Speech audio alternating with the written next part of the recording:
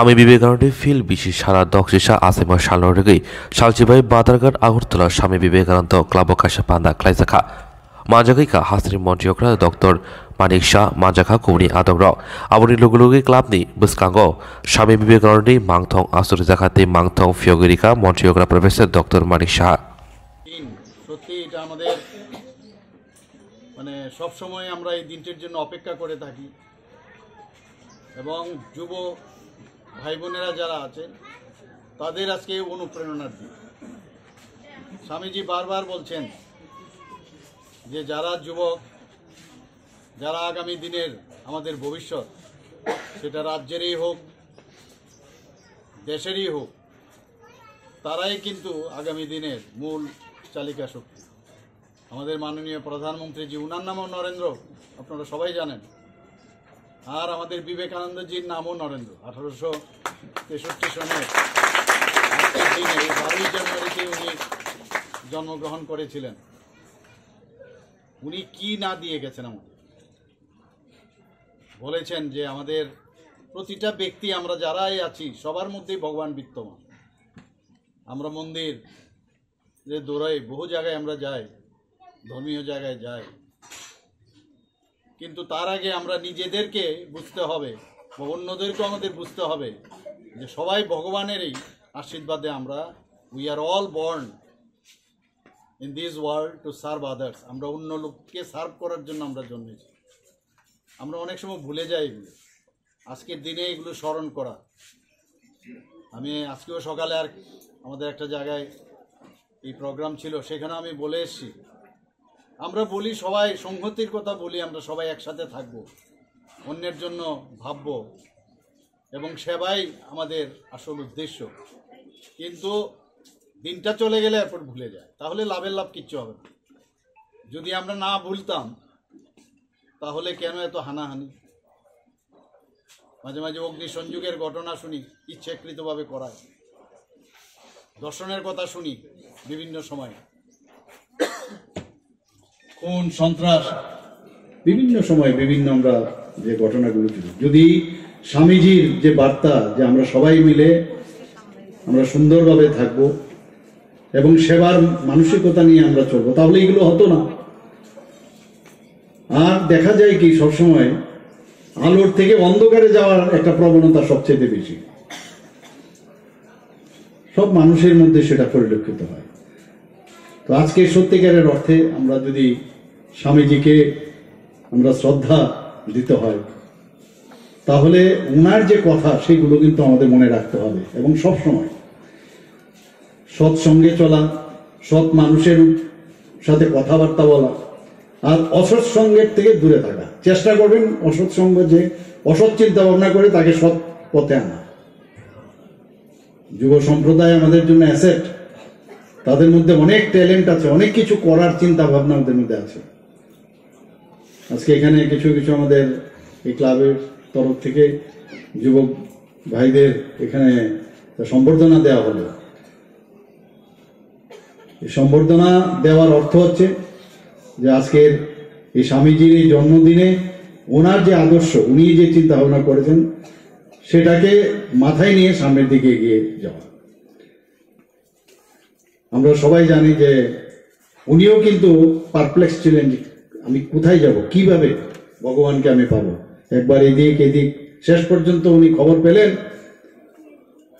আমাদের রামকৃষ্ণ পরমহংসদেবের। দক্ষিণেশ্বরে গিয়ে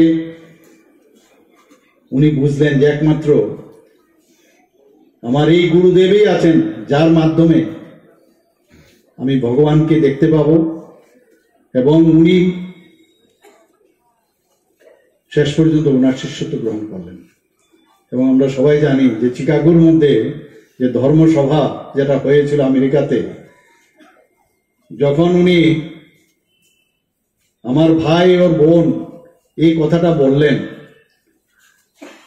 মানে কয়েক মিনিট সমানে হাততালি, সারা পৃথিবীর সমস্ত ধর্মগুরুরা সেখানে গিয়েছিলেন।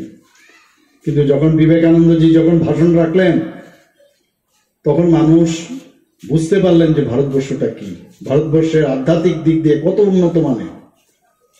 আমরা এগুলো ভুলে যাই মাঝে মাঝে, এখনো যখন দুঃখ লাগে যখন শুনি যে এর সাথে ঝগড়া করে, ঘরের সীমানা নিয়ে, বাড়ির সীমানা নিয়ে ঝগড়া করে,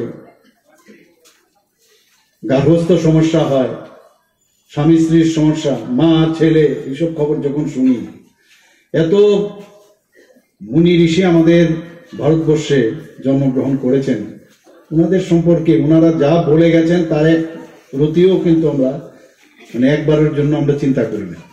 আমি সব জায়গায় বলি যে আমরা অতীতকে দেখেছি, বর্তমানকেও দেখছি, কিন্তু ভবিষ্যতে কি হবে কেউ জানে না। কিন্তু এমন কাজ করে যেতে হবে যাতে আজকের যে বর্তমানে আমি যে কাজটা করলাম সেটা যেন অতীত হয়, মানুষ সারা জীবন সেই কাজের কথা বলবে, সেটার দরকার, সেটা খুব প্রয়োজন। এবং সেটা কি? মানব সেবা। কথা এবং কাজের তার মধ্যে কোনো ডিফারেন্স যাতে না হয়, সেটা ইম্পর্টেন্ট। স্বামীজি সারা ভারতবর্ষ ঘুরেছেন, উনি ঘোরার পরে উনি বুঝেছেন যে ভারতবর্ষটা কি, ভারতের যে সনাতন ধর্ম এবং তার যে সংস্কৃতি, তার যে ঐতিহ্য, দেশ প্রেমের ভাবনায় ওনার মধ্যে যে অনুপ্রেরণা এসেছিল, সেই অনুপ্রেরণা এখন আমাদের উনি দিয়ে গেছেন। আমরা সেটা, আমার মনে হয় আজকের দিনে ওনাকে শ্রদ্ধা নিবেদন করে সেইগুলো আমাদের স্মরণ করা উচিত। আমাদের মাননীয় প্রধানমন্ত্রী নরেন্দ্র মোদীজি এবার দেখলেন যে G20-র মধ্যে উনি কিভাবে ভারতবর্ষকে আবার যে শ্রেষ্ঠত্বের যে স্থান যেটা আমরা হারিয়ে ফেলেছিলাম সেটাকে আবার পুনরুদ্ধারের চেষ্টা করেছেন। মাননীয় প্রধানমন্ত্রীজি এমন জায়গায় আছে, কোনো জায়গায় যদি যায় পায়ে ধরে, যারা ওদের সংস্কৃতি নেই পায়ে ধরে নমস্কার করতে আসেন, অনেকে মিস্টার বস বলে ওনাকে সম্বোধন করে। আমাদের জন্য এখন একটা সুযোগ যে দেশকে আমরা যদি সামনের দিকে এগিয়ে নিয়ে যেতে চাই, তাহলে সমাজকেও আমাদের এগিয়ে নিয়ে যেতে হবে, রাজ্যকেও এগিয়ে নিয়ে যেতে হবে। এবং উনি যা আমাদের বলেছেন, যা করতে বলেছেন, সেটা যদি আমরা ফলো করি তাহলে এই হানাহানি এবং আমরা একটা সুন্দর যে আমরা বলছি যে রাজ্য, দেশ আমরা গর্ব, সেটা আমরা করতে পারবো। অন্ধকারের দিকে কষ্ট হয় অনেক সময় যখন দেখি নেশার নিয়ে আমাদের যুবক সম্প্রদায়ের বহু লোক আচ্ছন্ন হয়ে আছে, দুঃখ হয়। এই নেশাও করে আমাদের এই যুব সমাজ, প্রায় 65% আমাদের শক্তি এই যুবক সম্প্রদায় ভারতবর্ষে। আমাদের মাননীয় প্রধানমন্ত্রীজি গর্ববোধ করেন, আমরাও গর্ববোধ করি এর জন্য।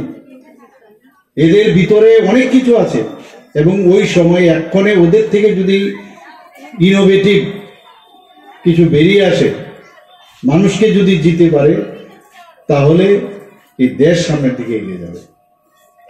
তো ওনাকে আমার মনে হয় আজকের দিনে আমাদের